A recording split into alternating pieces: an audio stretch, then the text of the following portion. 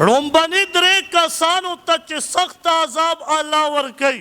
چې الله رب العزت به د هغه ګناهونه نه معاف کوي، د رحمت په نظر به وله نه ګوري، بلکې نبي علیه السلام فرمایي سخت عذاب الله ورکوي. په هغې ټولو کې اول احسان زباتونکی سړی دی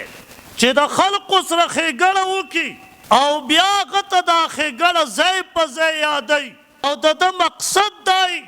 زما دا ملګری ما ته په هر مجلس کې لاندې وي او زه پې د پاسه یم، زباتن د بل خپل احسان پې کوي. نو یا الله رب العزت یو داسې کس ته دغه عذاب تیار کړی دی. دویم هغه کس چې د ده پنسې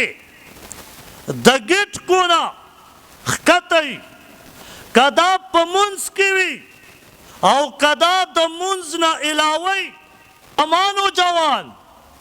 خو صرف پنسې ته چې جومات په ګیټ راننوته اوچتې کي او واپس چې امام سلام ګرځي او دا د ځای نه پاسي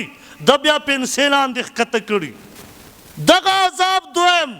الله رب العزت د مونږه بچ کړي، دغسې خلقو ته یې تیار کړی دی کم خلق چې پنسې ښکته ساتي. وانم ما و تا ته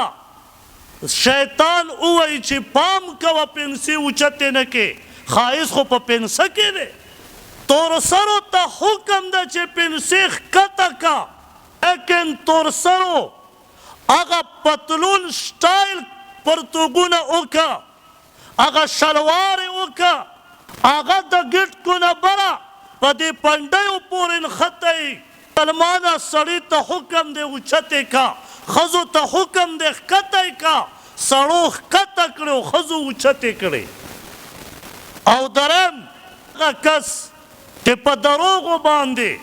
قسمونه خوري او شیونه خرڅوي. دکاندار ته ورشي تا ته کپړه درکوي او هغې کپړې باندې به دا قسم هم خوري، وی زما د پالا قسم مې په دې ریټ خپله نه ده راغلی، الان کې د هغې نه ارزانه راغلي. قسمونه خوري چې قسم دی چې صرف 200 مې دنه پکې وګټې، حالان کې ګټلې پکې 1500 زر روپۍ، لیکن دغه ګټه خو تا ته بغیر د قسم نه حلاله وه، ګټلې به دې وې 1500 به دې ګټلې وې، لیکن د قسم د خوړلو د وجې نه الله رب العزت دغه عذاب تیار کړی دی دغه بنده ته، دغه انسان ته. کم کس چې په ناحقه قسمونه خوري په بیه خرڅولو کې او بیا وایي